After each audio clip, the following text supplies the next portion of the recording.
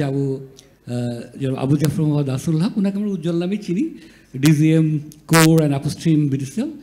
এবং আপনারা জানেন যে বিটিসিএল বাংলাদেশের .bd এবং .বাংলা ডোমেইন মেনটেন করে। তো ওনার কাছে জানতে চাইবো যে আসলে আমরা কী করলে আসলে আমরা এই ডিএনএস ইনফ্রাস্ট্রাকচার সিকিউর করতে পারি, যাতে আমরা এই জাতীয় ভালনারেবিলিটি থেকে নিজেদেরকে নিরাপদ রাখতে পারি, বিশেষত বিভিন্ন অর্গানাইজেশন এবং প্রতিষ্ঠানগুলো। আসসালামু আলাইকুম, ধন্যবাদ আপনাকে। আছেন ঠিক আছে।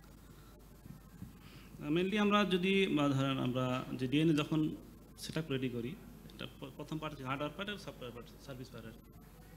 তো হার্ডওয়্যার পার্টে আমরা যদি ধরেন একটা হচ্ছে যে শুরুতে ব্যাকআপ সিস্টেম, একটা সেভার নেটওয়ার্কে ব্যাকআপ সিস্টেম রাখা যায়, তাহলে যদি কোনো কারণে একটা নেটওয়ার্কে ফল্ট হয় বা অ্যাটাকও হয়, তার আদার্স নেটওয়ার্কটা চালাতে, বা মাল্টিপল যদি করি মানে একাধিক বা 2টা বা 3টা বা তার চেয়ে বেশি, অনেক জায়গাতে কিন্তু তার চেয়ে বেশিও আছে, সেক্ষেত্রে আমাদের চ্যালেঞ্জটা একটু কম হয় আর কি। হ্যাঁ, আর হচ্ছে যে যখন ডিএনএসটা আমার হচ্ছে আমরা হার্ডওয়্যার সিলেকশন একটা আছে, তারপরে হচ্ছে কনফিগারেশন ইস্যু আছে, যে আমাদের প্রপারলি কনফিগারেশন করা।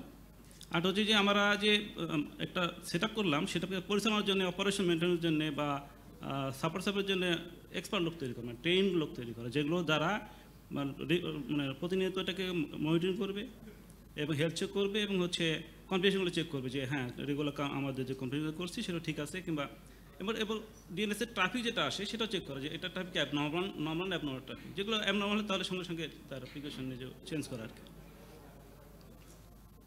এটা গেল একটা হচ্ছে যে ডিএনএস ইস্যুর যখন আমরা একটা সার্ভিস রান করবো, তার একটা মানে ডিএনএস সিকিউরিটি ইস্যু, ডিএনএস বলে সিকিউরিটি এটা ডিপ্লয় করে, যাতে অটোমেটিকলি আমরা সিকিউরিটি থাকি আর কি।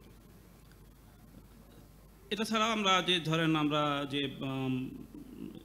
রেগুলার যেটা কাজ করি, যে যখন ডাটা এন্ট্রি দিই, তারপরে এগুলো যে যারা এন্ট্রি করে বা যারা ইউজ করে, ইউজার এটা অ্যাক্সেস লিস্ট করা, কন্ট্রোল করা, যাতে এটা আমরা কন্ট্রোল সিস্টেমটা আরও স্ট্রং করতে পারি। সেক্ষেত্রে ওটিপি আমরা যখন রিসেন্ট ওটিপি করা, বা অটোমেটিক যেগুলো নাম্বারিং সিস্টেম আছে, জেনারেশন সিস্টেম আছে, গ্লোবালি হতে পারে, গুগল হতে পারে, এগুলো যদি করি সেক্ষেত্রে আমাদের আরও সিস্টেমটা স্ট্রং করা সম্ভব হবে। আপনি যদি আরেকটু প্রশ্ন করি যে আমরা অনেক দিনের দাবি ছিল যে বিটিসিএলের এবারে .bd ডিএনএস সিকিউরিটি অ্যানাবল করা, ডিএনএস থেকে একটা খুব মানে ডিএনএসকে সিকিউর করার যে স্ট্যান্ডার্ড জায়গা, যদিও গ্লোবালি আসলে এটা খুব একটা ব্যর্থ প্রচেষ্টা বলা উচিত, যে কারণ এখনও খুব কম প্রতিষ্ঠান আসলে ডিএনএসকে ব্যবহার করে। হ্যাঁ, রুট জোন যারা তারা ব্যবহার করে, আমাদের রুট জোন আপনারা সাইন করেছেন, কিন্তু আমি জানি না বাংলাদেশের কোনো ব্যাংক যারা .bd এনাবল করে তারাও কি ডিএনএস থেকে অ্যানাবল করেছেন কি না। আপনারা তো .bd মেনটেন করেন, সেই জায়গা থেকে তারা করেন কি না, আর না করলে তাদেরকে আমরা কীভাবে এনকারেজ করতে পারি যে তারা যাতে আসলে সাইন করে, তাদের ডিএনএস থেকে সাইন করে আপনাদের সঙ্গে .bdর সঙ্গে, যাতে একটা চেইন অফ ট্রাস্ট তৈরি হয়। অন্তত আমরা তখন বলতে পারবো যে হ্যাঁ .bdর কোনো ডোমেইন, কোনো প্রতিষ্ঠান, সেটাকে আসলে ক্যাশ প্রসেসিং করা সহজ নয় আগের মতো। এই ব্যাপারে একটু যদি ডাটা থাকে আপনার কাছে, অথবা আপনাদের কোনো পরিকল্পনা আছে কিনা এই ব্যাপারে যদি একটু বলতেন। আসলে আমার সমস্যা কি, আমরা তো সরকারি প্রতিষ্ঠান, এখানে অনেকগুলো চ্যালেঞ্জ আছে, যেগুলো হচ্ছে নতুন ডিভাইস কেনা বা আপগ্রেড করা, অথবা ধরেন বিশেষ করে লাইসেন্স, যদি একটা সিস্টেমের লাইসেন্স একটা বিষয় থাকে, লাইসেন্স আপগ্রেডেশনের এই প্রসিডিউরের কিছু সমস্যা থাকে।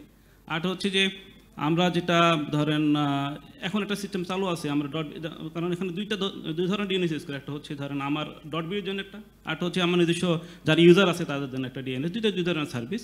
তো যেগুলো হচ্ছে যে রুট, যেহেতু আমাদের .bd বাংলা একটা ন্যাশনাল রিসোর্স, এটা বিটিসিএল এটা ইয়ে না, সেটা ন্যাশনাল রিসোর্স সবার জন্যই। এটা আমরা সবার সিকিউরিটি পারপাস, ইকোনমিক মানে ফাইন্যান্সিয়াল ইকোসিস্টেম শুরু করে আমার গভর্নমেন্ট ইম্পর্টেন্ট সার্ভিস এবং এবার প্রাইভেটে যারা আছে, যারা ধরেন ইউজ করে, তার খুবই সবারই ইম্পর্টেন্ট সার্ভিস আছে, সেগুলো সিকিউর করা আমাদের সবার দরকার।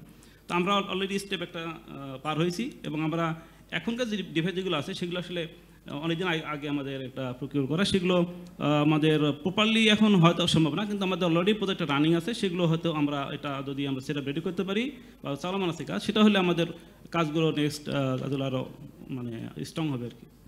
অনেক ধন্যবাদ আপনাকে।